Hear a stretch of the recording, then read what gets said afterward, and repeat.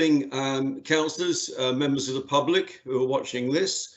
My name is Councillor Paul Gittings. I'm the chair of the Strategic Environment Planning and Transport Committee. I'd like to welcome you onto the committee tonight.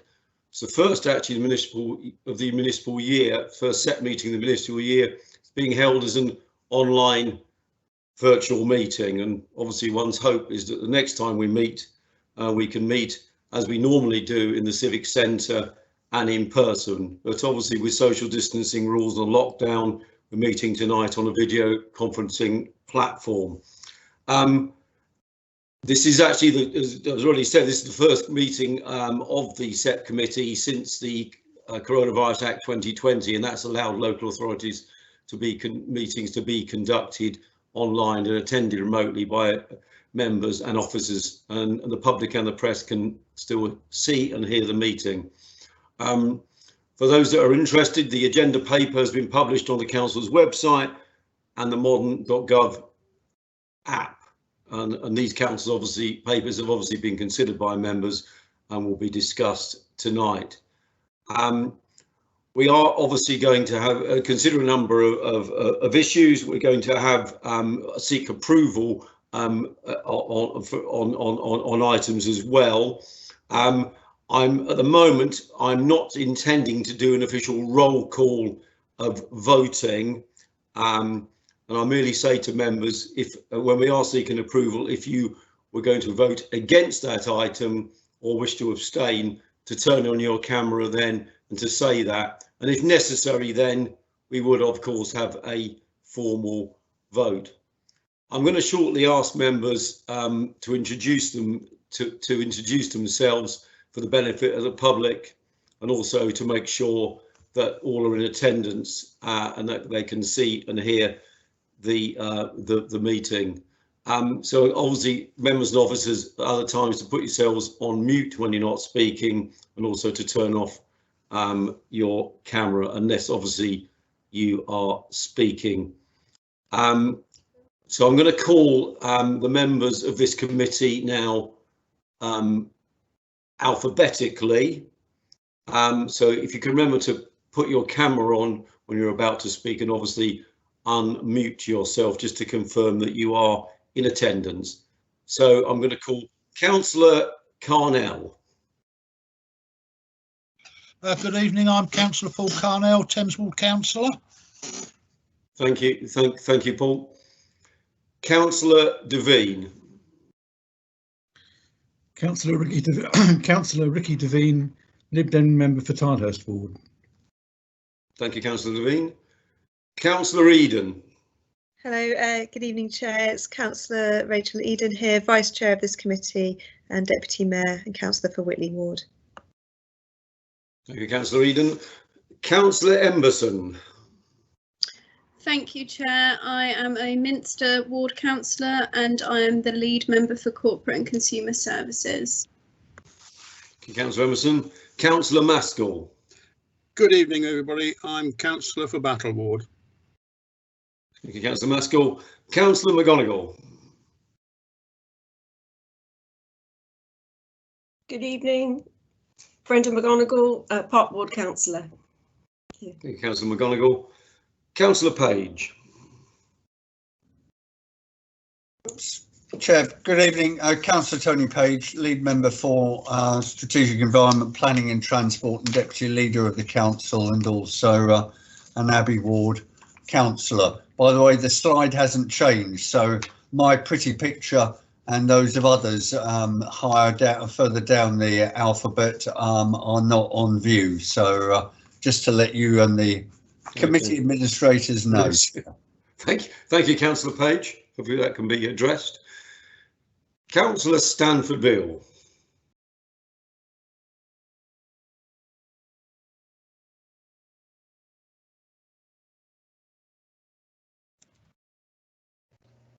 Councillor Gittings, I don't think she's in attendance at the moment, I'm afraid. Okay. All right. Well, we'll wait. She may attend. If not, we'll obviously make a note of that. And Councillor Rose Williams. Oh, good evening. It's Rose Williams. I'm Catesgrove Ward Councillor. Thank you very much, Councillor Williams.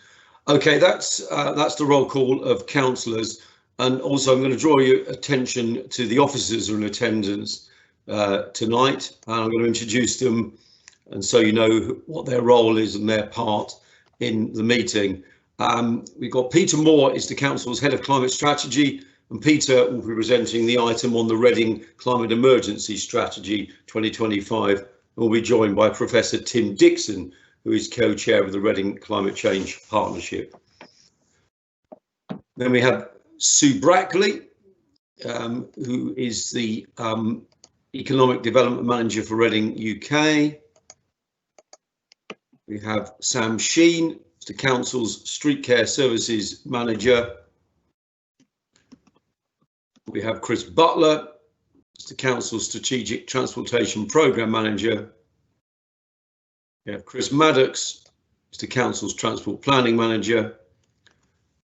And we have Jenny Hazel from Committee Services. She's obviously taking the minutes and is advising on council procedures. Okay, so we are ready, I think, with those introductions to start the meeting. Declarations of interest. I've not been notified of any declarations of interest, but I'm going to pause for a moment to allow any council to state if they do indeed have a declaration of interest. Chair, I don't think it's in any way prejudicial, but I am a unpaid director of Reading Community Energy Society, nominated by the council, and I think that's relevant to the item on the climate emergency. Yes, thank you, Councillor Eden, for raising that to our attention. Okay, we have the next item is the minutes of the previous meeting.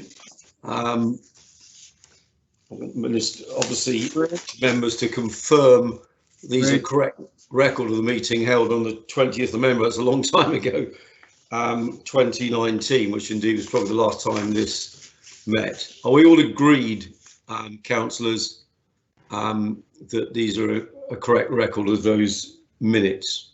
Agreed. Thank you. Agreed. Are there any matters arising from those minutes? Don't see anybody indicating at the moment. Thank you. The next item, we've got the minutes of the meeting, and they're very extensive of various groups that report to us and that we take an interest in, obviously, with this committee. We've got the minutes of the Joint Waste Disposal Board. That deals with matters to do with waste with the RE3 partnership. We've got the AWE Local Liaison Committee meeting. I understand actually there was a meeting of that today. Obviously, we'll get the minutes of that at our next meeting. And then there are various minutes of Reading Climate Change Partnerships that have been included for the information of councillors and obviously the wider public. Item 5. Petitions. We've not received any petitions for this meeting. And then we move on to item 6, which is questions from councillors. And we have received one question from Councillor McGonigal. So I'm going to get Councillor McGonigal to ask a question. Over to you, Councillor McGonigal. Oh, thank you, Chair. Further to this council's plan to reduce or eliminate the use of single-use plastics within the council, can we have an update on how that plan is progressing? Thank you. Okay, we have Councillor Tony Page to reply. Thank you, Chair, and I thank Councillor McGonigal for her question. The COVID pandemic has resulted in a reduction within council buildings of single-use plastic consumption, in addition to which there has been no catering provision in council offices and no associated plastic waste. The council has now stopped single-use plastic cups, for example, at drinking water fountains.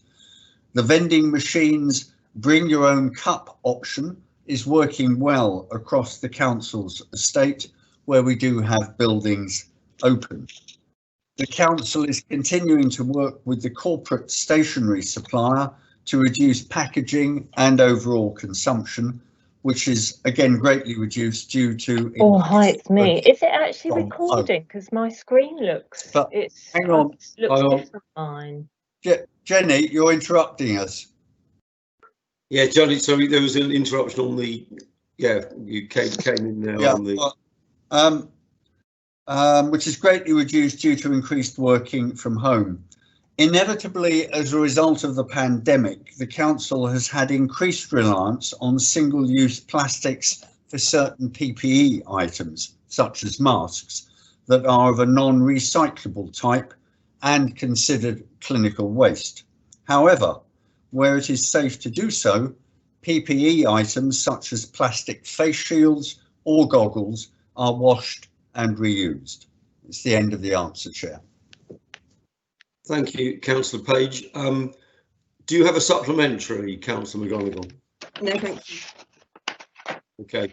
In reference to the comments I made, that I believe this is being recorded. I've got a red light on the left side of my screen. Obviously, we want to make sure we have got an intact recording, so we can obviously put up on the website for other members of the public to view these items. I understand as well from Councillor Connell that Councillor Stanford Bill is attempting to come into the meeting, and obviously we'll welcome her when she comes in.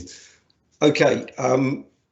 Item 7 is decision book references, and I've been informed that there aren't any decision book references for us to consider. Item 8, now very much looking forward to this, is a presentation of the Reading Climate Change Emergency Strategy 2020 to 2025. And as I've indicated earlier, this presentation is going to be made by Peter Moore, the head of the Climate Strategy at Reading Council, and Professor Tim Dixon is co-chair of the Reading Climate Change Partnership. And so they're going to give a presentation for us, and after that there'll be the chance to ask some questions. So over to them for their presentation. I know aided and abetted by Councillor, the committee services here. Thank you, Chair. Yeah, I'm dependent on colleagues in committee services to drive the slides, so forgive me if I sound like Chris Whitty when I say next slide, please, from time to time. Yes. Many thanks for giving us the opportunity to talk about the climate strategy this evening. I'm Peter Moore. As has been explained, I was appointed in November last year to help take forward the Council's commitments under the Climate Emergency Declaration, which was passed by the Council earlier last year. I'm joined by Professor Tim Dixon, who's co-chair of the Reading Climate Change Partnership, which is the owner of the strategy, if you will. The other name on our introductory slide, if you go to the next slide, please, colleagues in committee services, is Tracy Rawling Church. And Tracy is Tim's co-chair at the head of the partnership. She can't be here tonight, but she's played a huge part in getting us to this point. So important to acknowledge her contribution to this work. I think it's a very timely moment, Chair, to have this presentation coming as it does on the day that the government published its 10-point plan for a green recovery from the economic impact of COVID-19. And you'll see some overlap between some of the territory we'll cover this evening on the themes announced by the Prime Minister today. I'm going to hand over to Professor Dixon, first of all, to introduce the Climate Change Partnership and give the overview of the vision and priorities within the strategy. And I'll come back in to pick up some of the detail of the strategy and also say a few things about our corporate carbon plan. So over to you, Tim. Thanks very much indeed, Peter, and thank you for inviting me along here with Peter to give this presentation. I would like to kick off just before we look at the first slide in thanking Chris Beals, who was former chair of the RCCP. Chris's hard work and efforts along the way have really played a major part in getting us to where we are right now, and also really to acknowledge the huge effort that Peter Moore has put in as part of his role in helping us to draw the climate emergency strategy document together. So again, many thanks. Could I have the first slide, please? Or the next slide. So just a little bit of background about the Reading Climate Change Partnership. We were formed back in 2007. We were originally part of the local strategic partnership. We are undertaking now, the strategy has been launched successfully last week, to review the governance and the way that we do things, but also the relationship between our CCP and the Reading CAN network, which is our sort of outreach bottom-up arm. We are very much a multi-stakeholder partnership, so we comprise really people who give up a lot of their time, and it's again acknowledging all the efforts of our theme leads and their networks that have really enabled us to get this strategy together. And of course, we must also acknowledge Katie Brett's importance as our part-time coordinator. We kind of run on sunshine, although there's not very much of that around today. That is from the solar feed-in tariff income that we have. And we are hosted by Reading Borough Council, which is represented on the partnership board by Councillor Tony Page. Could I have the next slide, please? So as I say, Reading CAN is a really important part of the network that we have. It interacts with the board and is our kind of bottom-up way of reaching communities and organisations so that we can work together very much as a partnership to tackle climate change in Reading. Could I have the next slide, please? So our vision is very much based on this concept of a net zero town by 2030, net zero emissions, that is. We also focus quite strongly on making sure that we tackle this idea of being an agile and resilient, able to bounce back from future shocks, future climate change shocks. That's very much part of the message in the strategy that we have. And so our target audience is really everybody who lives, works, studies or plays even in Reading. Can I have the next slide, please? So 5 key priorities which nest together really. The first is transport. That's a very important feature. So promoting active mobility, decarbonisation is very much a big issue, as we've seen in the government's plans. That's certainly replicated in some of the really important ambitions in our strategy. Housing, we know we've got an ageing housing stock in Reading. Deep retrofit is going to be part of that.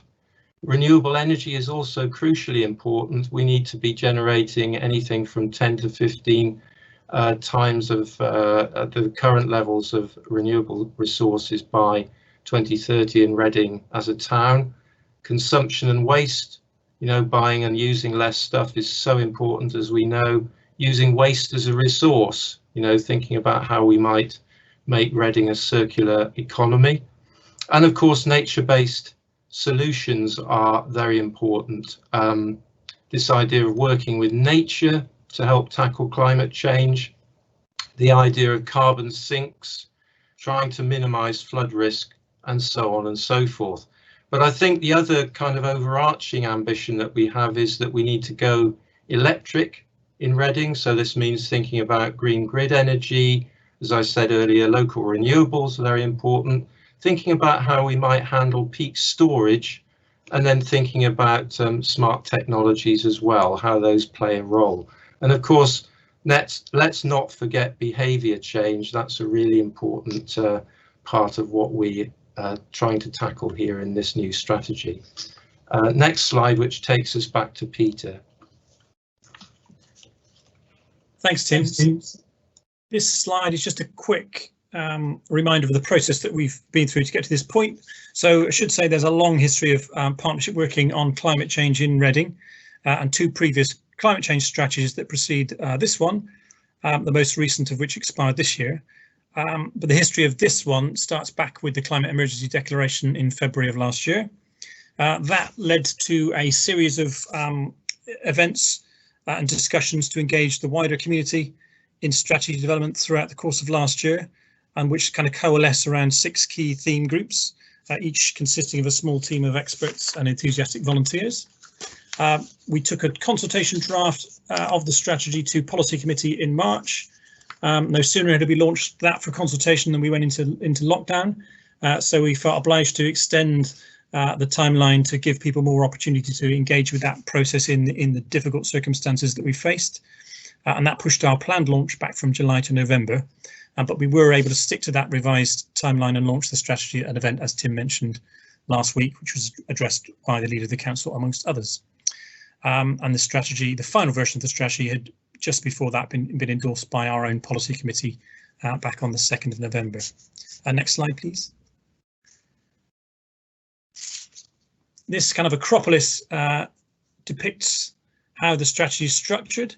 So the kind of vertical blocks are the 6 key themes around which we've built the action plans in the strategy.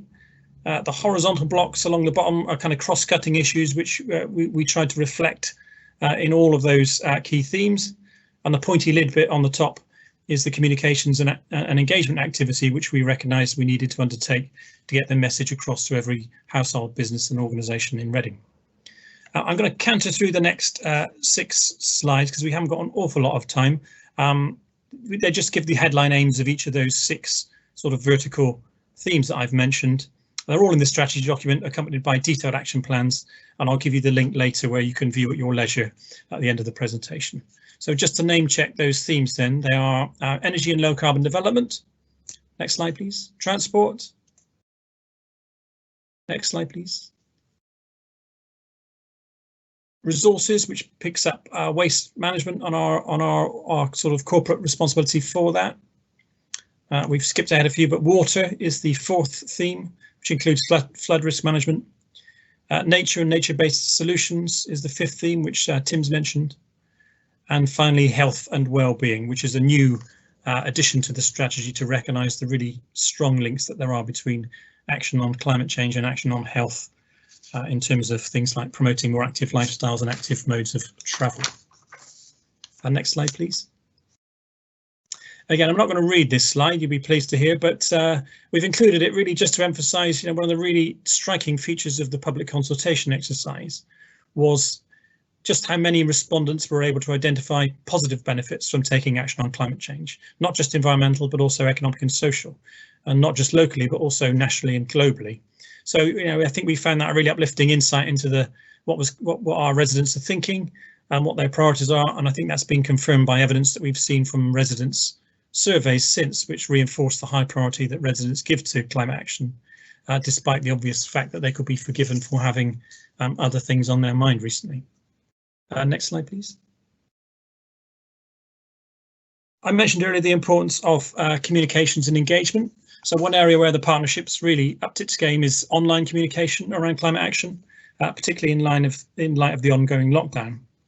To that end, a new website has been created, which is designed to serve as the hub for information and resources to help put the strategy into practice.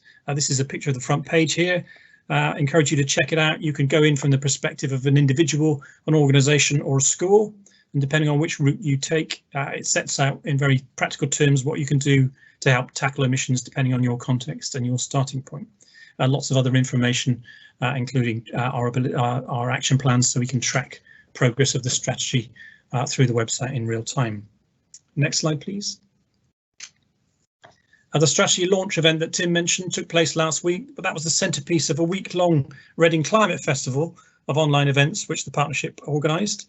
That involved 47 different events, all free, over the 7 days of the festival, hosted by over 25 different organisations.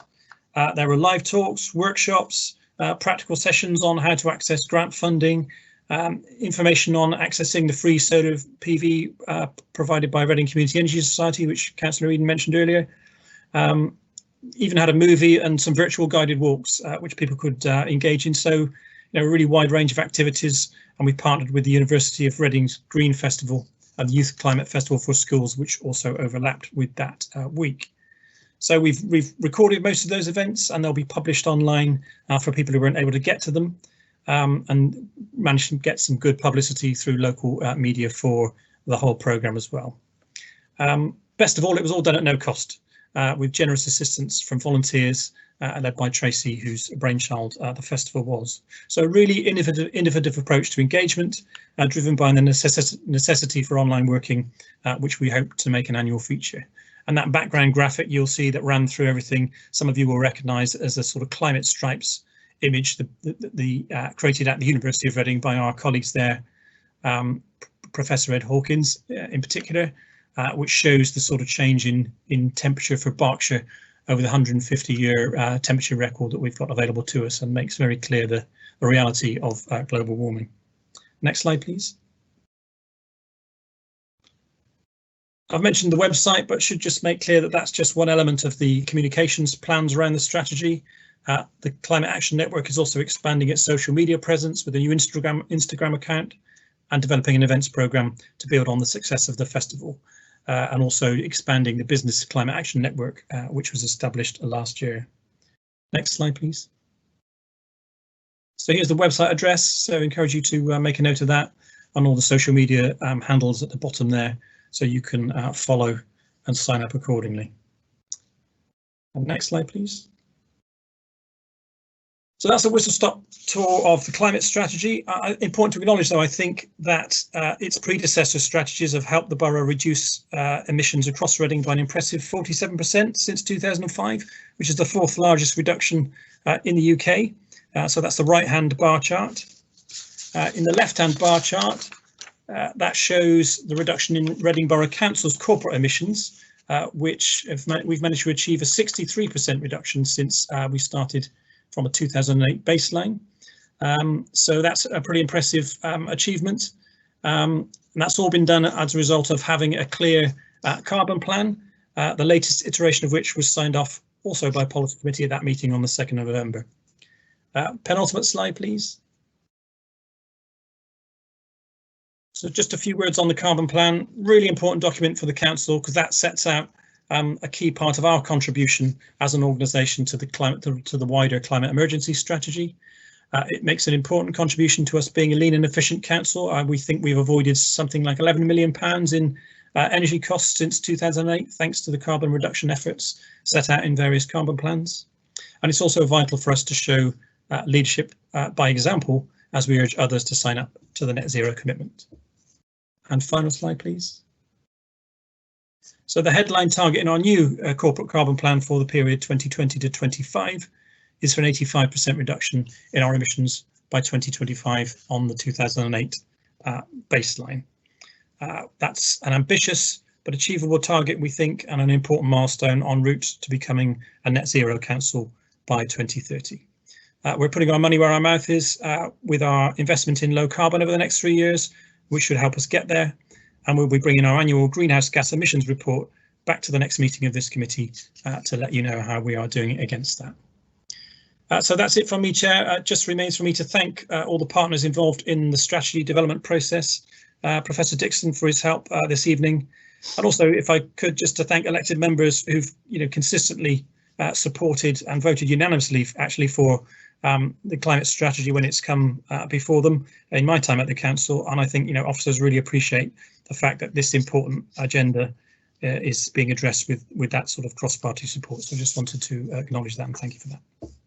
Yeah, thank you very much, Peter, and obviously thank you very much, Tim, for your presentation. And from the chair, I did personally want to thank you, Peter, because I know that you've put in a tremendous amount of hard work into the drafting of the strategy after all the contributions from the various stakeholders and members of the public, and as I say, also to thank the Climate Change Partnership for their excellent and ongoing work, which I think stands as an example actually of partnership working in this area. It is one of the reasons why we have been able to meet some very ambitious targets over the years, and obviously with very ambitious targets still to come. I'm going to call Councillor Eden next. Just to note, councillors, if you want to make a contribution, I think the best way to do it is to actually put it in the meeting chat to indicate that you want to ask a question. That is the best way. Obviously, some people do go to the time-honoured thing of turning their cameras on as well. I'm not going to try and stop anybody from asking a question, but if you could try and indicate in the chat box, that would be Great. So I'm going to call Councillor Rachel Eden, who wants to ask a question. Thank you, Chair. And I think it's really well rehearsed how committed our town and our council are to this agenda. And I know that I'm always, phenomenally encouraged and feel kind of optimistic about the future whenever we look at this agenda, because I know how much this means to our community. The recent climate festival is a great example of that. But I would echo what the Chair said around your commitment to the officers here tonight to that. I really value the work of our council officers on this. I do want to ask quite a topical question, though. Obviously today the Prime Minister announced what he called a 10-point plan. I did sort of scour it, hoping for a little bit more, to be honest, than was in it. And obviously he did say that what he was aiming to do was make great strides towards net zero by 2050, which is obviously far less ambitious than we are being locally. But I wondered if is there anything in it that you feel will help us with our agenda? Yeah, I think I was encouraged to see the emphasis on housing retrofit. You'll be aware that we applied for and secured a grant of 555,000 from the first phase of a scheme called the Green Homes Grant, which will help with energy efficiency, particularly targeted at low income households. That will only scratch the surface. I think we need to be honest about that, but it's it's an encouraging start. And if the funding continues to come through that route, and there is certainly more that we've been told to expect the opportunity to apply for, then yeah, I mean that's an encouraging start. The volume of money available compared to the scale of the challenge, I think, to be honest, there's still a bit of a gap there. But there always has been, and we're realistic about that. But if government grants are made available, then you can rest assured that we will be pursuing them. It was good to see the emphasis on active travel and walking and cycling. I think there's been a few mixed messages politically about that coming from the centre, and hopefully that the commitment that's been shown to that will continue, and again the resources will follow to enable that to be pursued. Some of the other stuff, hydrogen and offshore wind, obviously less relevant to us directly, but it will all help in terms of if our strategy, as Tim outlined, is to electrify increasingly our transport and heating, then all those steps are obviously important in decarbonising the grid, which is where that electricity is obviously going to come from. So yeah, it's plenty to be optimistic about. I think, even if we acknowledge the reality that there's still a bit of a way to go to fill the gap that's needed in terms of the level of resources that's going into this work.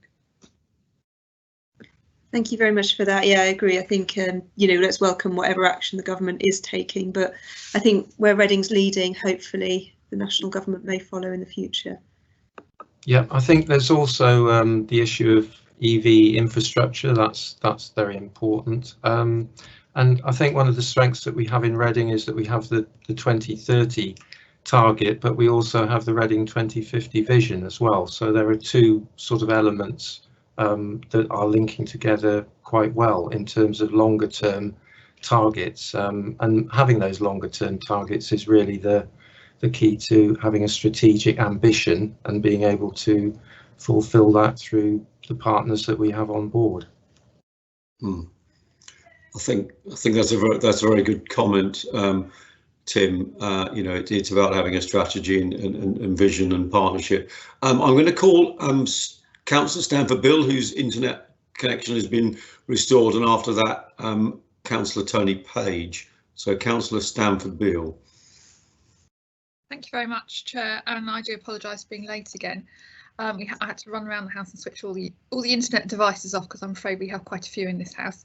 No First of all, I'd like to thank everybody who's put so much effort into producing this plan. And as Councillor Eden has already said, that the council has a very good track record on working hard towards carbon efficiency. You've mentioned about health and wellbeing, and we've also mentioned about the Green Homes Grant. One of the things I would like to just bring up is that we know that some parts of our town, the housing is poor and people's incomes are also poor. and we've had a big corporate plan about narrowing the gap. And one of the issues that you can get if you're living in a cold, damp house is respiratory diseases, particularly asthma. And if you're living in a nice, warm, well-insulated house, then the risk of asthma and severe asthma attacks reduces quite dramatically. So not only will this plan be delivering the health and wellbeing benefits through encouraging people to walk and cycle more, but also just the household insulation can actually offer some really good benefits as well. Thank you very much. Could I just come in on that, Chair? Yeah, absolutely, yeah. Also worth saying that's you know, a really big economic opportunity for local businesses and suppliers. It's a growth sector. As we've just discussed, it's got some government commitment behind it, and that's really been identified as a priority, not just by government, you know, who've talking about green recovery, but we've said that ourselves in Reading. It's a key strand within the Powered by People strategy for economic recovery, which Policy Committee approved back in September. And so making sure that we've got the skills locally and that local people are in a position to, you know, make the most of the new opportunities that will arrive for employment in that sector, I think it's really going to be important, and we're working very closely with colleagues at Reading UK, who I know are on the call, to make sure that that happens as well. Thank you, Peter. Councillor Tony Page. Thank you, Chair. And can I thank Tim and Peter for their contributions, and just underline the point you made early on about the work that they have done. And I would again repeat the comment that I made at Policy Committee, that the work that Peter did in terms of analysing the contributions and responses to the various consultations was set out in a separate report, which highlighted how the responses had been treated and the impact they had on the eventual strategy. And that isn't something we often do with consultations. It set a new benchmark, which I hope other officers will replicate in future consultations that the council undertakes.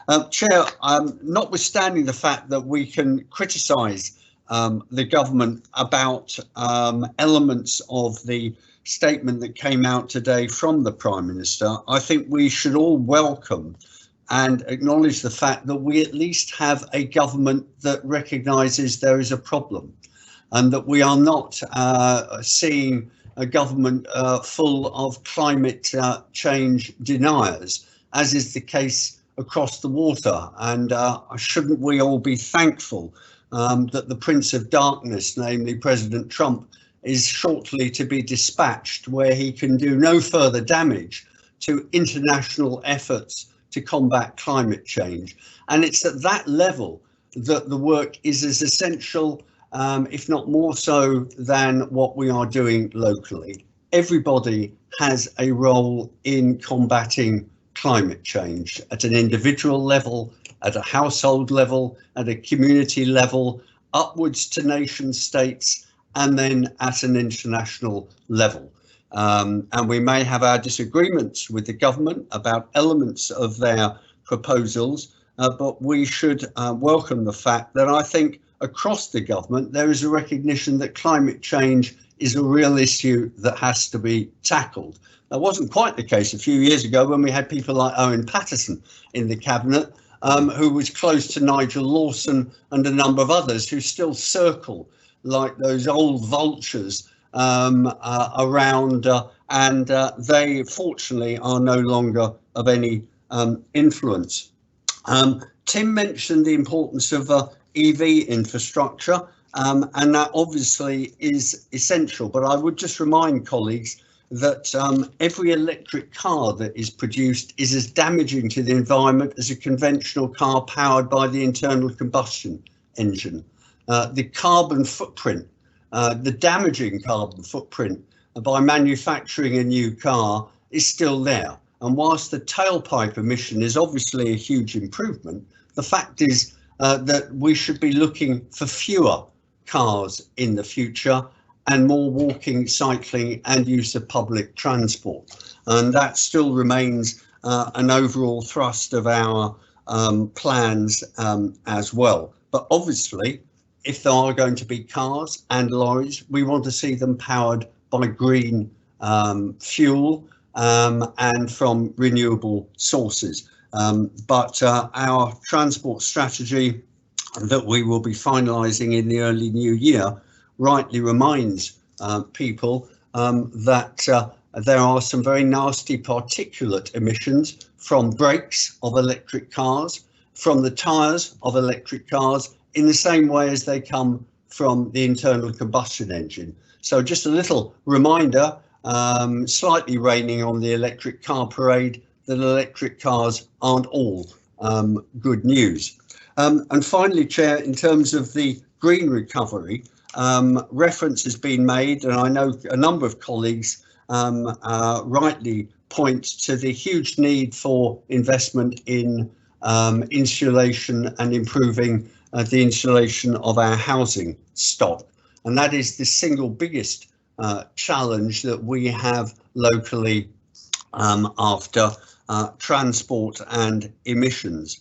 And one of the messages to central government, and I know there are many Conservative MPs and councils and councillors repeating this message as well, is that one way of building back the economy in a green fashion is to invest in that greater programme of insulation and retrofitting. It makes economic sense in good old Keynesian terms, and it makes economic and it makes environmental sense, as Tim and Rachel and others have referred to. So I hope that through our local contacts, Alok Sharma will be chairing the COP26 summit in Glasgow next year, assuming he's still in post. I have no idea that he won't be, but whoever holds that post, and if it is Alok, then I hope that the enthusiasm that we've seen on a cross-party basis on Reading Council, with the unanimous support for the strategy, is also reflected in the enthusiasm that he and his cabinet colleagues display between now and that important summit next year. Thank you, Chair, and again, thank you to Tim and Peter for their presentation this evening. Yeah, thank you. Thank you, Tony. I just wondered if Tim or Peter wanted to pick up on anything there that Councillor Page had said. Just to say, Chair, thanks for those kind comments. Blushing a bit, but I really would be remiss not to pay tribute to Ben Burfoot and his team, who've been doing great work for Reading and far longer than I've been around. And you know, that 63% figure that we talked about earlier, that's down to all the work that they and other colleagues across the organisation have been doing over many years. So I will pass on your thanks to them as well, if I may. Yes, no, absolutely. And so thank you for your presentation, and thank you, councillors, for your contributions as well. As I say, we're going to move on to the next item, but if you do want to speak on that, just indicate in the chat box. So item 9 is employment and skills plans. It's the annual report on economic recovery proposal, and this is going to be presented by Sue Brackley, who's the Economic Development Manager of Reading UK. So over to you, Sue. Thank you, Chair. So in normal times, this report, which is an annual report, would have been brought forward to the July Strategic Environment and Planning Committee. But here we are, it's November, and we're bringing the report in now. But importantly, what it has allowed us to do is to include a recovery plan which is shaped to deliver employment and skills and small business support over the next 2 years, which is actually taking into account what the effects of the COVID recession, well, I'm not calling it a recession, I won't call it a recession, but the effects of COVID-19 on our economy locally and wider, and also the really impactful effects that we've seen on individuals in terms of their job security, what sectors they're working in, and their employment opportunities and the kinds of skills they're going to need going forward. So the first part of the report is a review of outputs that we've managed to achieve up to June this year, last year even, and also then picking up on what we're planning to do over the next 2 years. And that's using our Section 106 funding money, which comes down through our planning agreements, and will allow us to work with a range of partners to deliver themed delivery around reskilling, upskilling, training for some of our hardest to reach unemployed people, support for people who have been unemployed after very long careers in often quite highly skilled jobs. Where do they go next? And we've got a big issue in Reading with the over 50s who are unemployed and claiming benefits, and looking at the support they need. And also continuing, really importantly, to work with the people we know who've got some of the biggest barriers to employment locally, because there's a real risk with the way the employment levels have gone up recently. We're currently at something like 6.3%, I believe, unemployment locally.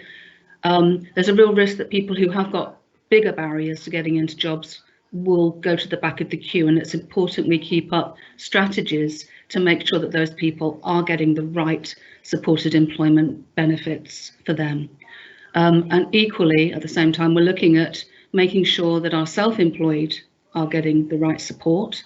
And that's not just in terms of how their businesses run and making sure that they're looking at all the solutions to maybe going to online trading, to actually increasing their social media presence and getting more savvy with what they're doing online and digitally, but also making sure that their mental health and their well-being is looked after, because we've been through such a hard time recently, and running your own business really has been, I think, a bit of a thankless task recently. And well over 6,000 people in Reading are either self-employed or running micro businesses. So it's not a small part of our economy, and they really are the lifeblood, I think, of our economy.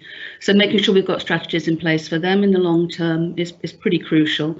So again, looking at the plan, we're making sure that we're working again with local partners, with our business networks, to deliver, we think, some of the best solutions going forward, which are tailored locally, which are tailored for our own local economic needs.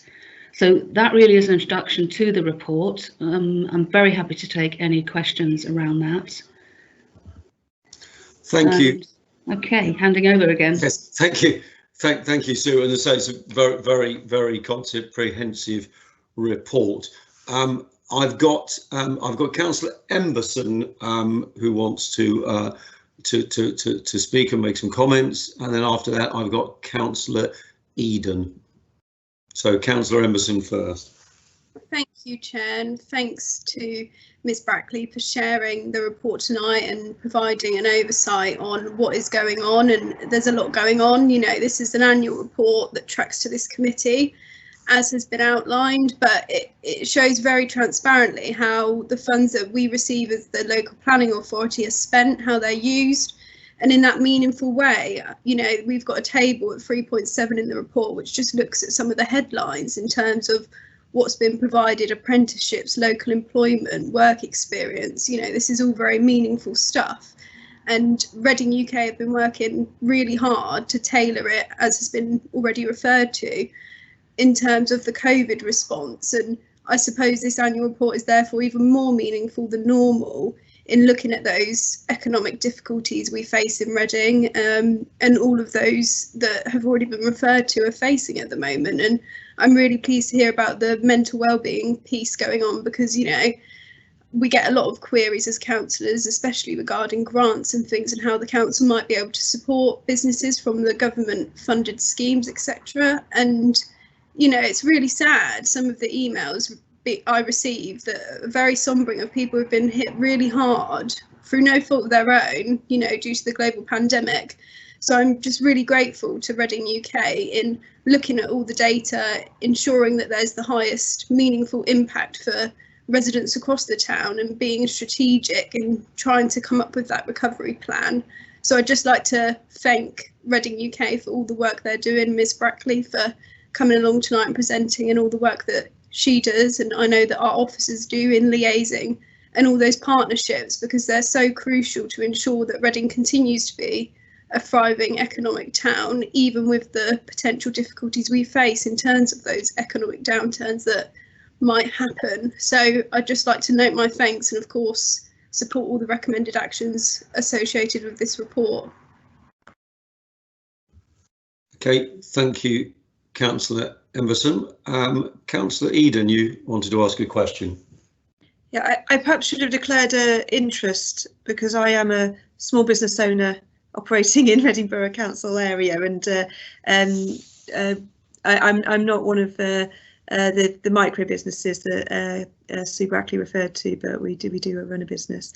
Firstly, I'd just like to say, I agreed with a lot of what was said. I would slightly hesitate to describe running a small business as a thankless task. It is incredibly stressful, but I know a lot of small business owners actually very much enjoy what they do, and I know exactly what you meant, Sue, by what you said. But it has been a very stressful year for small businesses. But I do think it's worth recognising that the small business owners are really passionate about what they do and love their jobs. Even people like me who are accountants, we love accountancy.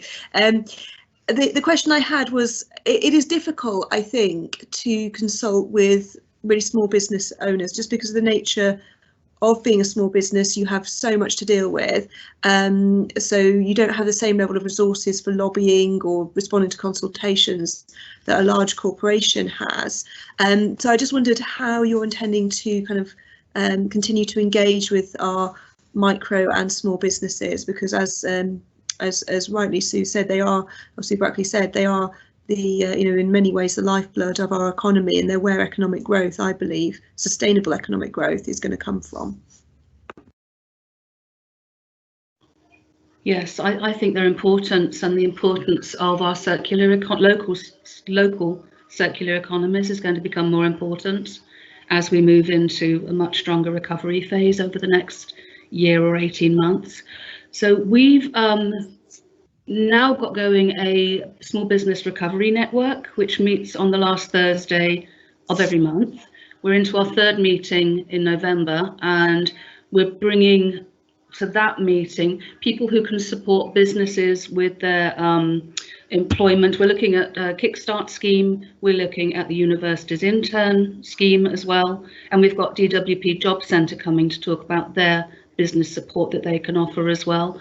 So we're bringing small employers together to actually talk to them about some of the support they can get, which is of course a bit of a double win, because it means that we're getting more people into work experience, into traineeships, and getting some of our students into internships, which hopefully will give them more of a confidence boost and a route going forward with their careers as well.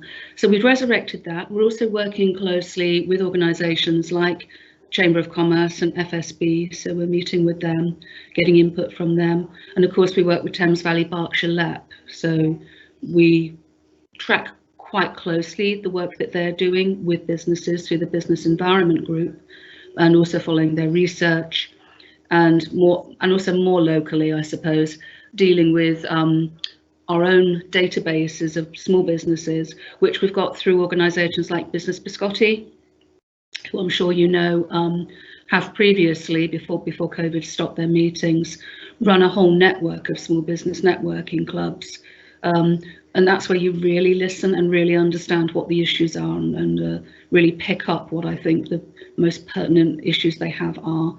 So we did quite a lot of research with small businesses going into the report that we put together, and cash flow for most was the really serious immediate problem they had.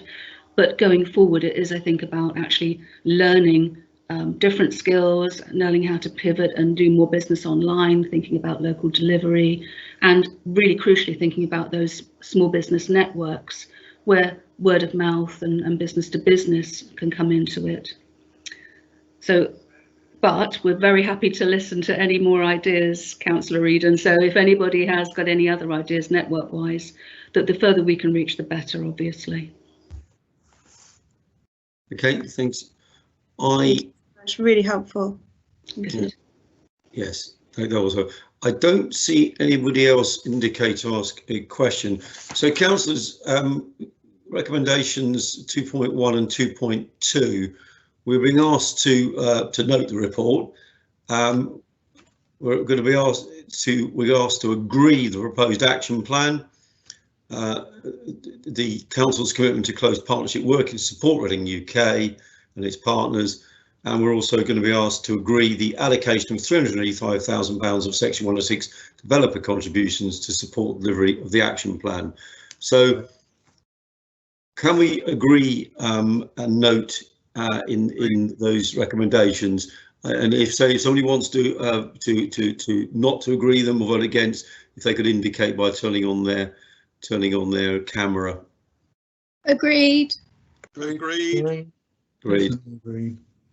Okay, that's good, and thank you very much, Ms. Brackley, for your presentation. Okay, we can move on to agenda item 10. This is the winter service plan.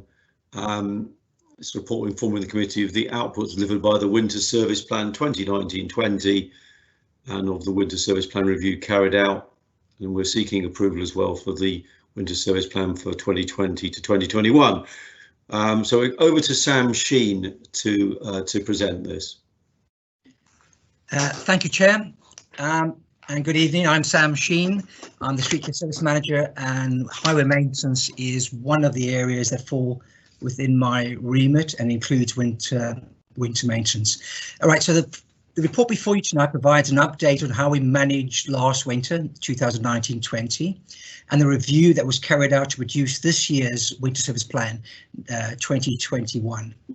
In summary, the 19-20 season proved to be relatively mild, with only short cold spells where temperatures dropped below freezing, requiring salting action.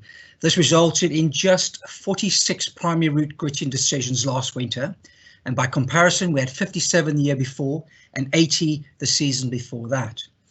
No secondary precautionary salted routes were necessary last year, which in the 21 years I've been here is the first time that's happened, I think. The winter service plan for 19-20 provided a robust service for the duration of the winter, with minimal disruption to the primary and secondary road network. The review was carried out, and in summary, we're going to maintain our 47 grid bins that we have. We're going to have 900 tonnes of salt stock maintained by our contractor throughout the season. We've reviewed the Code of Practice Appendix H regarding spread rates and the rate of salt spread, which we've used for the last 2 seasons, and that will remain in place. Our review of the salting route has shown that there are no changes to our primary precautionary salting routes for the coming season, except for a small addition at Prospect Park, where there will be a COVID-19 testing site. We also note that there's additional MRT bus lanes works on the A33, and when those come online, they will be included as part of the existing salting network. We have reviewed the COVID-19 implications to ensure that our staff and our contractor adhere to the latest government guidelines. We've also looked at the proposed active travel plans, which are predominantly on the primary salting routes and will by default be gritted when conditions require. We have also reviewed all the COVID-19 testing locations, there are 3 in Reading, and we include a short section of access road to Prospect Park on the days when testing will take place if required. The winter service plan, along with the drawing showing the locations of the grid bins and the routes, is attached in Appendix 1, and I would ask that the committee approve the recommendations set out in Section 2 of the report. Thank you. Thank you very much, Councillor Mr. Sheen. Councillor Tony Page, you wanted to speak on this. Yes, Chair. Can I thank Sam and all the his colleagues in Street Care for the work that they do throughout the year, but particularly in cold weather.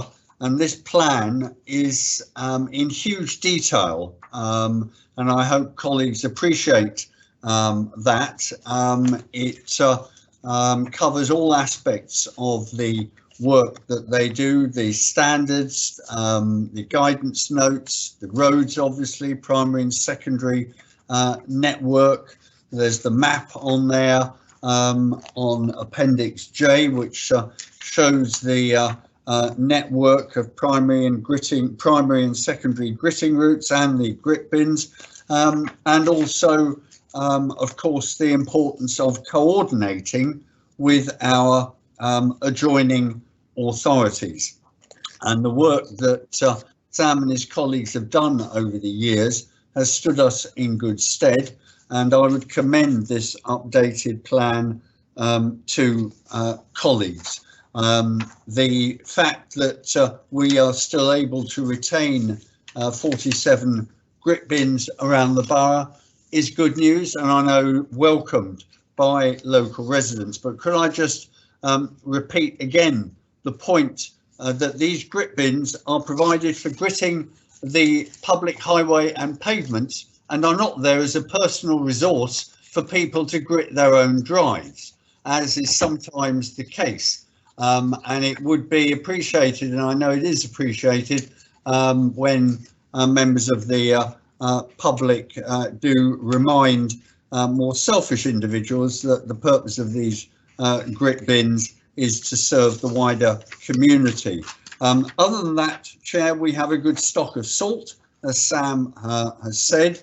Hopefully we'll have a benign winter, but it is stored close at hand in Aldermaston, and should it be needed, it will be deployed with the usual efficiency that we have seen from our contractor on previous years. And lastly, Chair, the interests of our all-important bus service are protected through the primary and secondary routes that have been designated, and close liaison is kept throughout the period between ourselves and Reading buses when the occasions require. So, Chair, I would formally propose we agree the recommended action in paragraphs 2.1, 2 and 3.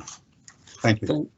Thank you, Councillor Page. I don't see anybody else indicating. So, councillors, we are being asked to note the outputs of the service plan last year, note the review carried out, and more importantly, we were asked to approve the winter service plan for 2020-22-1. So, are we all agreed? Agreed. Agreed. Okay. Agreed. Thank you. Thank you very much, councillors. Okay, we're moving on to the Highways Maintenance Programme 2021. This is a progress report and more spend approval, and Sam Sheen is also going to deliver this item. So back to you, Sam. Thank you, Chair. Right, the report before you tonight provides an update on the progress so far of the current in-year 2021 Highway Maintenance Works Programme, the capital programme. This includes the year one of the 3-year £9 million council-funded residential roads and pavement servicing programme, the major road resurfacing programme, as well as the bridge maintenance programme. The report also is looking to obtain spend approval for the additional £908,000 the Department for Transport Capital Grant Award that we received this year to go towards roads, bridges and flood reduction measures. It has to be accepted that COVID-19 has impacted everyone, and it is something that we've had to learn to deal with. This initially delayed the team procuring all the road resurfacing contracts, which is why a decision was made to reprofile the £9 million council investment to ensure that we can deliver some of the schemes this financial year. Although not ideal, starting the residential road programme late in the year is not uncommon. We usually carry out micro asphalt servicing during October to coincide with the school half term. The difference this year is the scale of the programme, as rolling out a handful of schemes each year is straightforward, whereas this year having £1 million allocated to 63 roads is a 10 times bigger programme.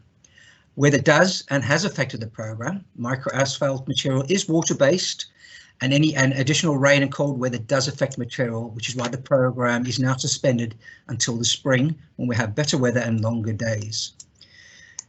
Now that that residential programme is being put on hold, bar the finishing of raising ironworks and road marking, we are turning our attention to delivering the year 1 of the pavement footway programme, which is set to start next week and will be completed before the end of this financial year, running to March 21 by our in-house highways and drainage works team.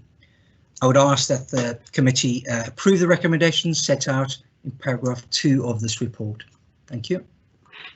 Yes, thank you, Mr. Sheen. I have a question from Councillor Emberson and after that from Councillor Devine. Thank you, Chair, and I'd just like to say thank you to Mr. Sheen and to the team for rolling out this very big investment programme for our highways. I know it's been a real difficulty with COVID, as he's just referred to, but by and large, residents in Minster are very pleased with the roads that have been resurfaced already, and I would suggest quite a few have been done despite the delays, etc. I just have a question, and Mr. Sheen will know because I've corresponded about some of the, I suppose, teething issues with the programme. You know, it's a massive scale project, as he has already indicated, and I just wonder if he could maybe speak to some of the lessons learned. In Minster, we've had a couple of ad hoc issues that have come up, and I think with everyone being at home, they're much more attentive to some of those teething issues, such as school times. I know we had an issue in Minster whereby, because there were no painting of lines, people were parking on both sides of the road when normally there would be yellow lines there. And I appreciate the very quick response of the team, and I feel really reassured that when I have had these ad hoc issues, the team have quickly dealt with them and explained what the situation is. But I suppose in terms of the spring programme, it would just be helpful to know that some of those lessons have been learned and what will be taken forward. But I'm very reassured that they have been, but I think it would be beneficial for the committee to hear that. Thank you, Councillor. Yes, you're absolutely right.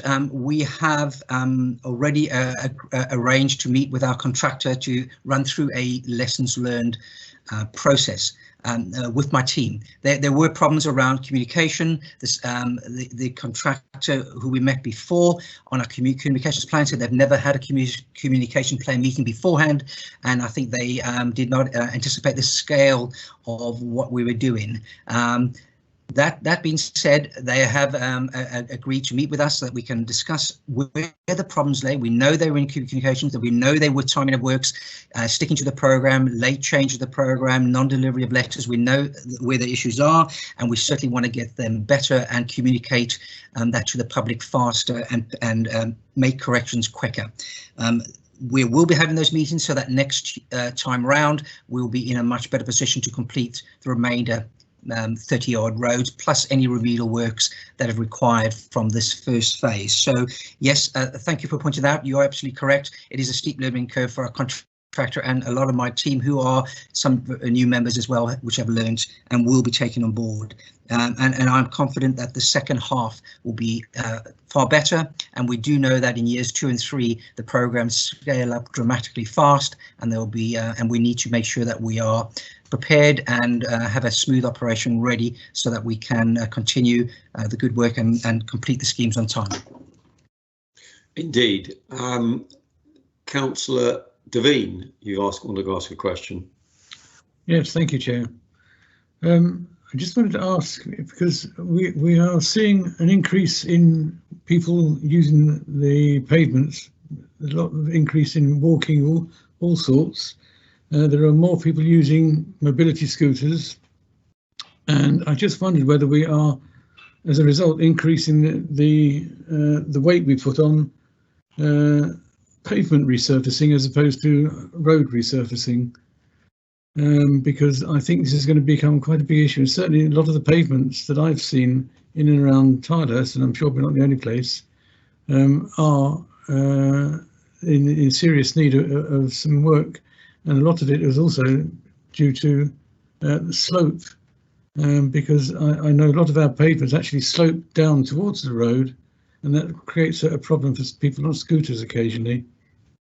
But yeah, I think the question is, can we give some more emphasis to pavement resurfacing than we have previously?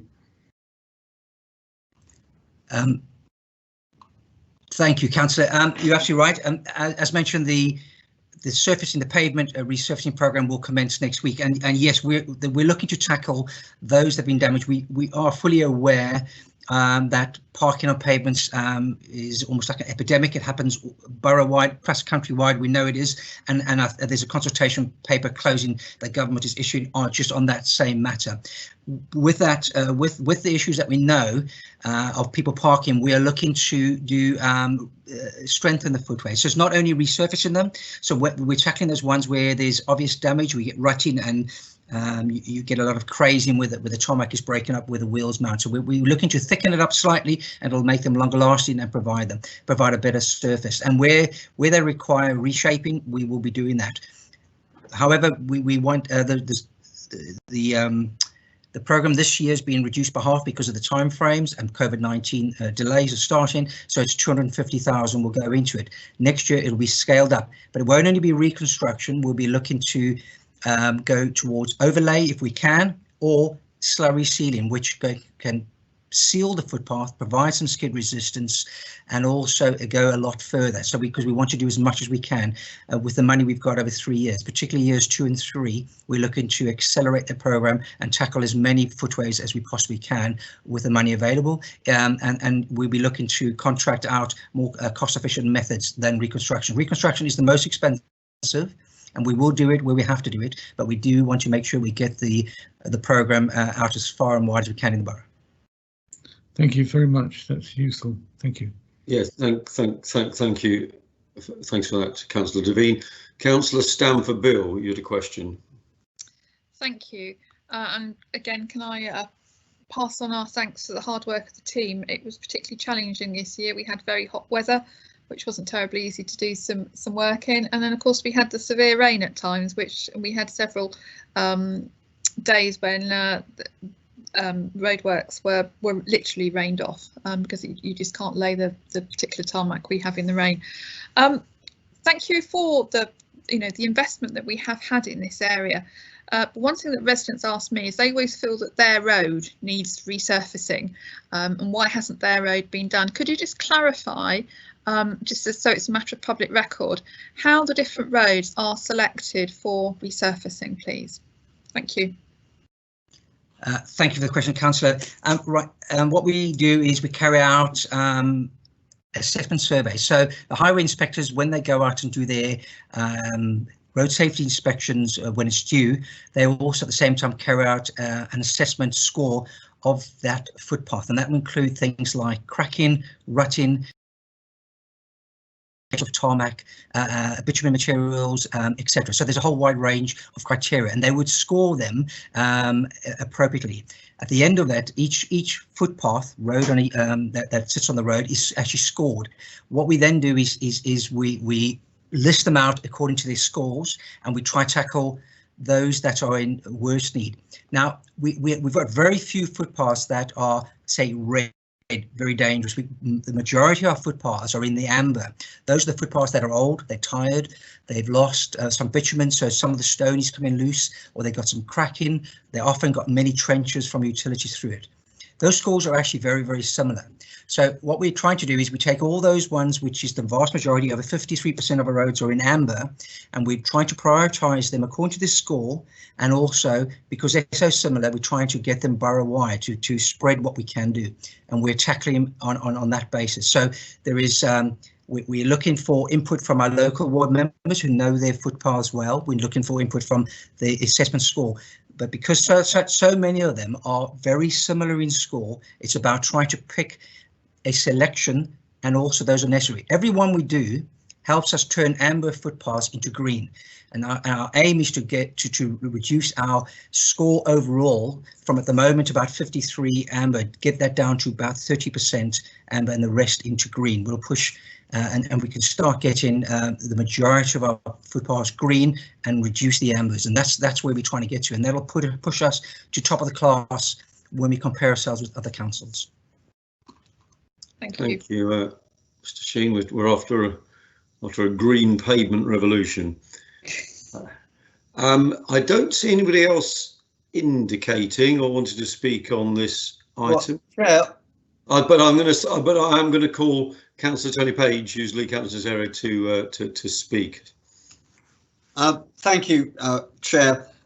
Just picking up on Councillor Stanford Beale's question, could I suggest that she goes back and looks at the papers for the famous now March SEPT committee that was cancelled at 25 minutes before it was due to start? And in those papers is a much longer report prepared by Sam and colleagues, which also covers the evaluation process and also sets out all the streets proposed to be included over the next 3 years. What we have tonight is an abbreviated report and covering only the completed schemes and the ones for the spring of next year. The full public schedule is in the March papers, and that will form the basis, obviously, of further programmes. But as Sam has rightly said, the pandemic has completely trashed the original programme, which was to see 3 years of £3 million expenditure in each year. And there's been slippage and delay for all reasons that we understand. And of course, the programme started in the autumn and then the weather intervened, and there's going to be resumed work in the spring. But those are the papers that set out in public and transparent terms the roads to be covered over the next few years.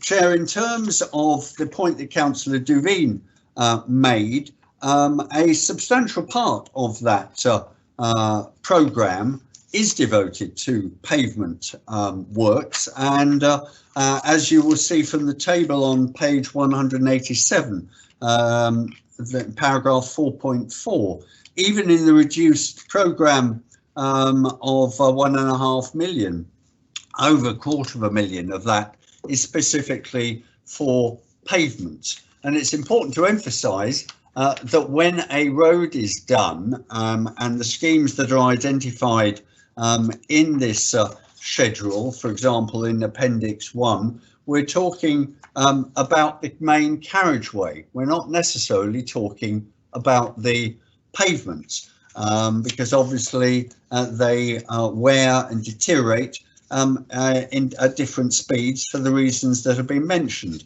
and therefore maintaining a balance of expenditure between the two is essential. But pavements are regarded as a priority and will receive that attention as well. On Councillor Emerson's points, she rightly refers to the fact that there have been some teething troubles, and Sam and colleagues have been frank to acknowledge those. One or two cases, apologies have been given where human error has also occurred, but these are lessons that will be learned and will be used to benefit us all as the programme advances in the spring and next year. The comms side also has lessons to learn, because even though the letters that went out and should go out to every house, one or two cases they were missed, but in the main, the vast majority of houses received a letter. The letter explains that it's a two-phase process, but notwithstanding that, some residents think that the first visit is everything and then start grumbling that the road hasn't been finished. And so we have to review the comms programme, the letter itself, the way in which it's structured, the supporting social media activity will also be reviewed, because it is quite clear that some residents, whilst they've even claimed to have read the letter, haven't fully understood what it means. So can I thank colleagues that have fed back during this first phase of the works. It is welcomed, it is helpful. Sam and his colleagues have engaged very swiftly, and I'd like to pay particular thanks to Richard Poncho for the daily updates we all get, because that has proved very helpful and an invaluable source of information to relevant ward members, and it's something that we all value. And Sam, if you could pass back our collective thanks for that flow of information. Things have gone a very good start, but can do better, like the old school reports used to say for, I think, all of us, and that's acknowledged, but we have made a very good start, and I think the prognosis for next year and the subsequent years is very good, and we just have to hope that the weather is also benign and enables this very substantial investment in our infrastructure to be delivered. Thank you, Chair.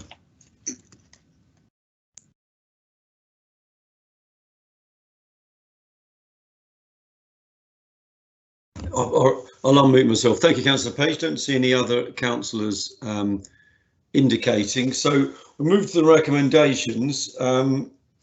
We've been asked to note the year one progress, and also the council notes the progress of the 1.432 million highways maintenance award for 2021 from the DFT local transport funding, and importantly 2.3, the council accepts the 908,000 additional highway maintenance grants for 2020-21 from the DFT transport block and gives spend approval to the proposed highway maintenance programme 2020-21. So we're asked to give approval to the programme. Are we all agreed? Agreed. Thank you very much, councillors, and thank you very much, Mr. Sheen, for your presentations.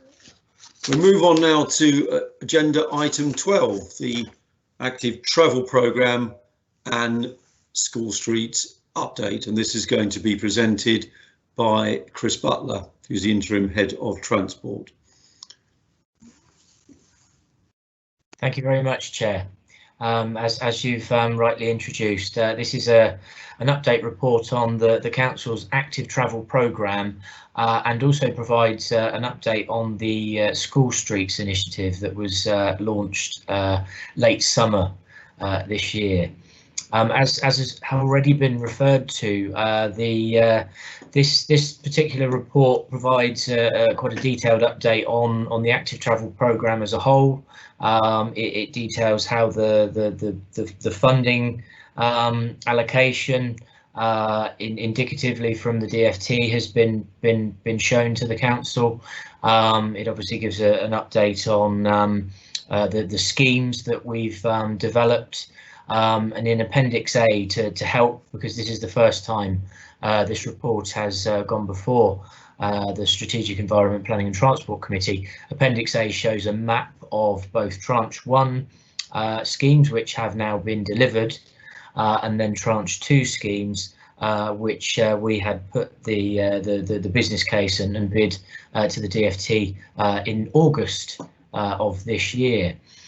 The second part of the report is around the School Streets initiative and some specific proposals that I will come to shortly. So since the time of writing the report and the reports becoming published and becoming public, we have since heard from the DFT, and this was on Friday the 13th, so Friday just gone, and I'm pleased to confirm that the indicative allocation of 1.179 million for Tranche 2 of the active travel programme for Reading has been approved by the DFT. We are currently awaiting the detailed grant conditions letter, so we can then fully understand obviously the conditions behind the grant and how that funding is to be spent. But there has been a very, very clear communication come from the DFT, specifically focusing on consultation. So we're waiting for that detail, and then we will be able to report back to members on the next steps as these Tranche 2 schemes are further developed. Now, just on that point, back in May this year, when the active travel programme was first announced by the council, and this was before we'd heard of any indicative funding allocation, at policy committee, for this committee to note that delegated authority has been granted for scheme and spend approval of the active travel proposals. So that was something that was covered at Policy Committee back in May this year.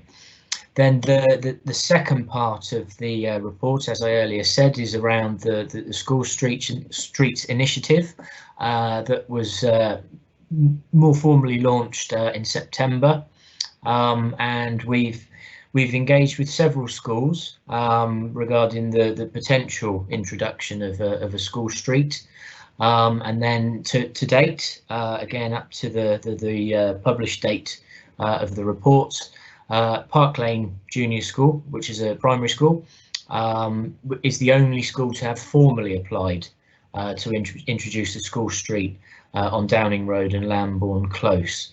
And there is acknowledgement, however, that there are two further schools or two further areas. So the one is Crescent Road, where Maiden Early, Reading, UTC and Alfred Sutton Primary School have joined forces and are looking to develop a joint proposal, and there is an informal consultation taking place in that local area at the moment. And Wilson Primary School are in a similar situation, and they're also carrying out informal consultation. With the recommendations within this report, we were proposing to recommend to a committee to introduce an experimental school street for Park Lane Primary Junior School, which is on Downing Road and Lambourne Close, as I earlier said. But as detailed in the report, at the time of writing, this was conditional on us hearing from the Royal British Legion, who are located in this area, and we have since heard from them and the chair of the Legion, and they have submitted some questions around how the potential school street could operate, and it was important for us to engage with them before we were able to formally recommend to committee to progress the school street. So there have been a few letters of correspondence and emails of correspondence between the council officers and the British Legion officers. I think the important thing to note is that the school street proposal is only to operate during the term.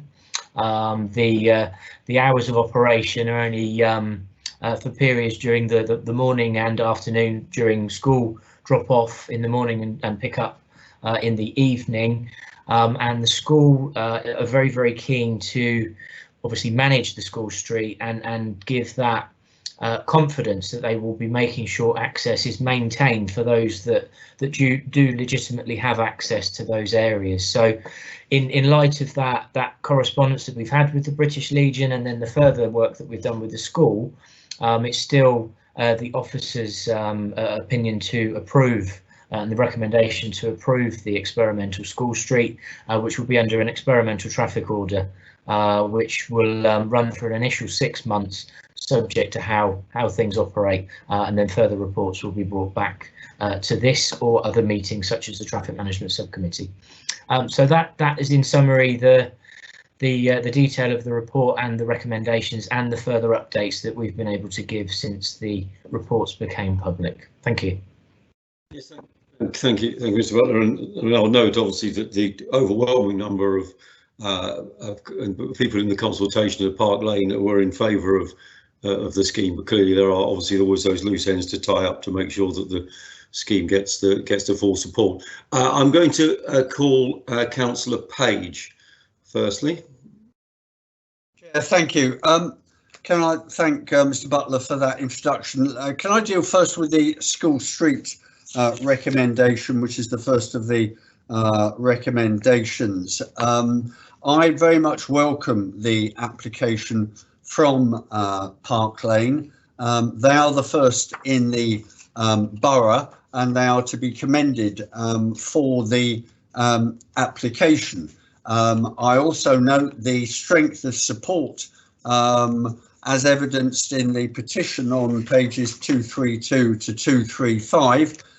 So strong is the support that we've even had representations from North Carolina, notwithstanding their local election distractions, they've been able to send in support for this School Street application. We've also had them from Birkenhead, from Scotland. The vast majority are local, but nonetheless, there is clearly strong support for it in the locality and also wider afield. It's important to emphasise, Chair, and the report makes this point, is that School Streets is very much a bottom-up approach. It is we encourage the schools, along with the parents and children, to consult with the neighbours and to come forward with proposals that they think will work, because they are going to be the ones who are asked to administer the closures when they take place.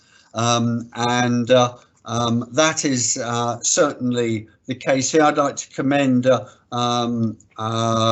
Mrs. Brown, the head teacher of the school. In an earlier email exchange, she told me that she'd be listening this evening. I hope she's still there, because she and her colleagues are to be commended for this first application, which is being recommended for approval in the borough. The geography and the local geography makes it somewhat easier than a number of other areas, and Chris Butler rightly referred to the consultation that the 3 educational establishments along Crescent Road are undertaking, and that has occasioned much more controversy with people in adjoining roads concerned about possible displacement, some of them misunderstanding the hours, thinking that it's a permanent closure 7 days a week, 365 days a year.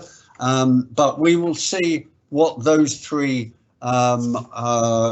educational institutions come forward with once they have assessed their local consultation.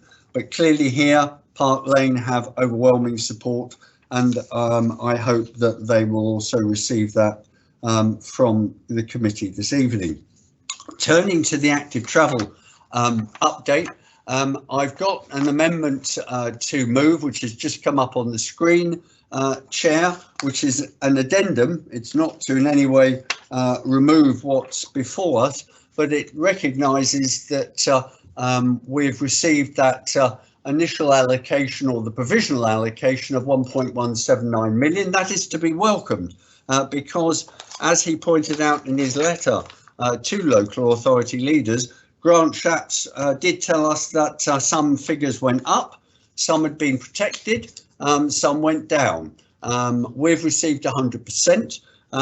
We're one of the few authorities in Berkshire that has done. Wokingham's allocation has been cut. Windsor and Maidenhead's allocation quite dramatically cut. Slough cut as well. West Berkshire has remained the same, at just under $500,000 for tranche 2. So there have been variations locally. So Reading has emerged well, which is a credit, I think, to the proposals that we put forward.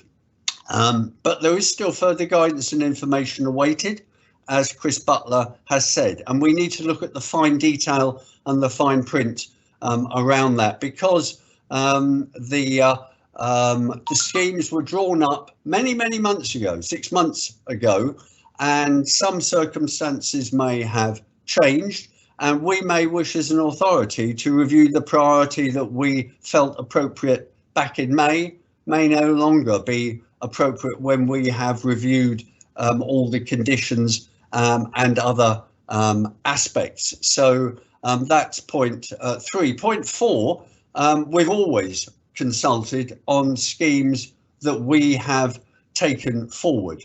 The exception was earlier this year, when with the tranche 1 investment, we were told, we were directed, we weren't given any discretion. The Department for Transport and Grant Shapps told us to implement those phases and to consult afterwards. That is what we did. We had blowback in respect of one scheme that colleagues will know about around Gosbrook Road. We responded quickly and withdrew it. The other schemes are in place and working well. But for Grant Shapps now to come forward and criticise local authorities in the way that he has done is hypocritical and disgraceful. He should be ashamed of himself, because it was his instructions not to consult that caused the problems for us and quite a number of other local authorities. But hey, he's learnt, and now the Department for Transport are so convinced of the need to consult, they want to second guess and micromanage the way in which we consult. Risible, absolutely risible. They wouldn't know a good consultation if it bit them. But nonetheless, those are some of the conditions that we will have to work through, because they want to see a detailed plan and proposals from us before they release any funding. So perhaps we might be able to educate Mr. Shapps and his colleagues about consultation in the process. And points 5 and 6 are process issues to obviously get regular updates back to us, and traffic management. And as Chris Butler rightly said, we already have the appropriate delegations in place to take forward those schemes in consultation with myself, yourself, Chair, as Chair of SEPT, and with appropriate officers.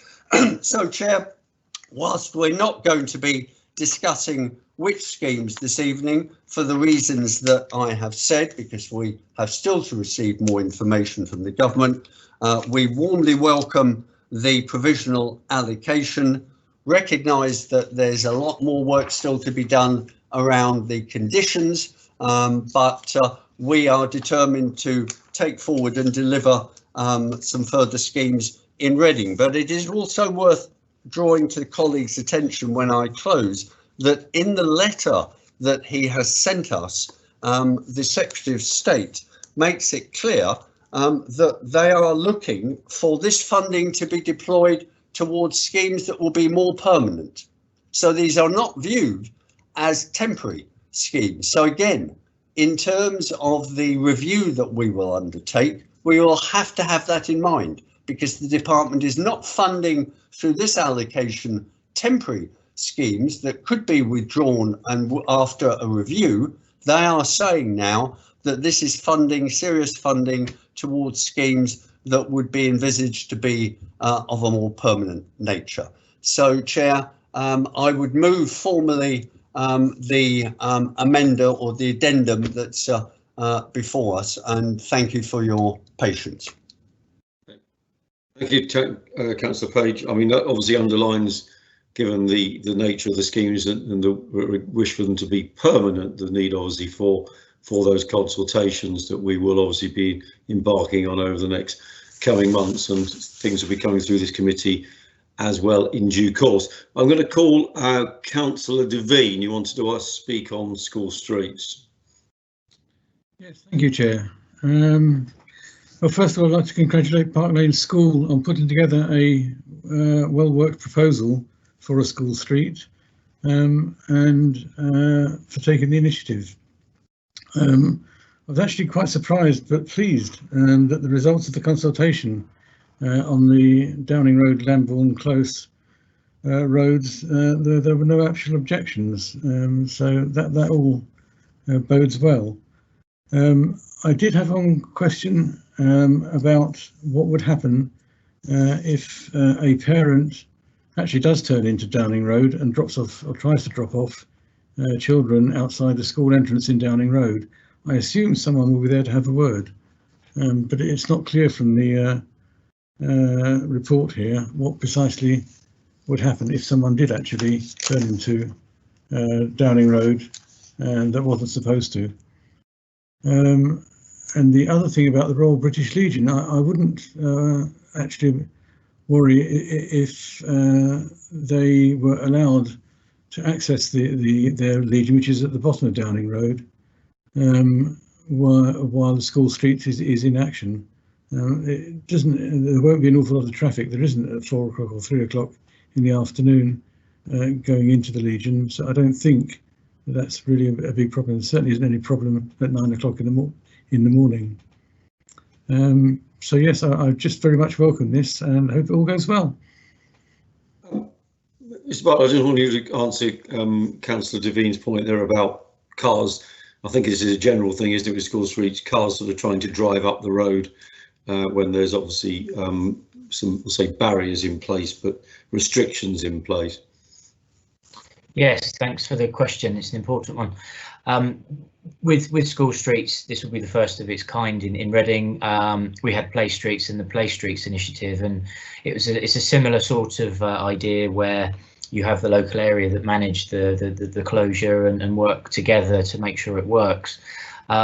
We will be working very closely with the school. The school will be the lead, let's say, on the school street, and they will be very keen to move people on if they're trying to turn in and obviously go against this initiative. And that's the reason why it's experimental as well. It's to see how these things operate. I know they've worked very well in London boroughs, and then it will then make that area a safer environment, which is the whole purpose of converting it to a school street during those morning and afternoon periods. So but we'll be certainly working with the school and monitoring it very closely and supporting where we can. Okay. I don't. Paul Carnell, Councillor Carnell, you want to ask a question? Some time. Over to you. If I could just, thank you very much, Chairman. You mentioned the Play Streets. I have a very successful Play Street in my ward in Blenheim Road. Does it concern you that you might just be displacing the parking? The streets just adjacent. Thank you. Thank you. Thank you very much for the question. I'll just wait to go live. Thank you. What we've done in developing the school streets, it's where we've then looked at the area and consulted a wide area to try and manage that response and the expectation of what could happen. The other thing to bear in mind is the work that we've done with the school to encourage the linking with the active travel initiative, encouraging more walking and cycling, or parking further away, and then encouraging your child on the scooter to walk with you, things like that. So we've done that work already. I can't stand in front of you and say there definitely will be no shift. We do need people to work with us, but we're comfortable and confident that this will work for the majority. Okay, thank you for that, Mr. Butler. I don't see anybody else asking a question. I mean, I'm very pleased that we're hopefully going to approve the first of the school streets plans. I mean, this was first raised at the Cleaner Air and Safer Transport Forum, which is chaired by my colleague Councillor Barnett Ward, where there was obviously an aspiration to deliver some of these schemes, and it looks as though we're doing that, and we hope obviously that more come on stream in due course. So, councillors, we are being asked 2.1 to 2.24 essentially to approve the experimental school street for Park Lane. So are we all agreed? Agreed. And we're also asked hopefully to agree the amendment by Councillor Page, which is on the screens in front of you, points 1 to 6, which is effectively welcoming the allocation and obviously some of those other provisions that he spoke about in his address. So do we agree those as well? Agreed. Agreed. I think. Thank you very much. Thank you very much, councillors, and thank you very much, Mr. Butler, for your presentation. We move on to the last item on the agenda, which is major transport schemes and the funding bids update, which is coming from Chris Maddox, is going to present this. So over to you, Mr. Maddox. Thank you, Chair. So this report has two parts. Firstly, it provides an update on progress with delivering the current programme of major transport schemes in the borough. And secondly, it provides an update on the submission of funding bids for future schemes.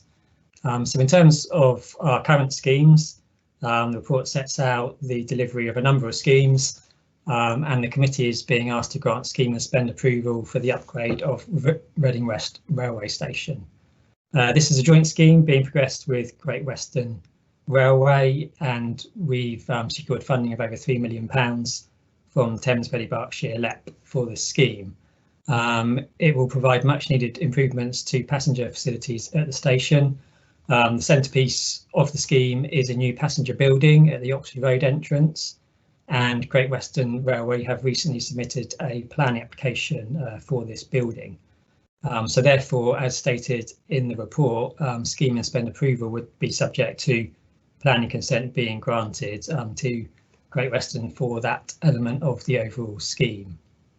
In terms of the second part of the report, we're developing a number of future schemes which aren't funded at this stage. As set out, we have submitted funding bids recently to the LEP for a few schemes, including the next phases of the South Reading MRT scheme on the A33, for which the current phase is currently being delivered on site. The LEP received over 16 bids submitted across Berkshire. The South Reading MRT scheme was ranked second highest by the LEP, which is good news. However, it should be noted that the government hasn't actually allocated funding to the LEP for these schemes at this stage. So therefore, we are awaiting an announcement from government about funding for future LEP schemes. Thank you very much. Thank you very much. I don't see anybody indicating about Councillor Eden, you wanted to ask a question.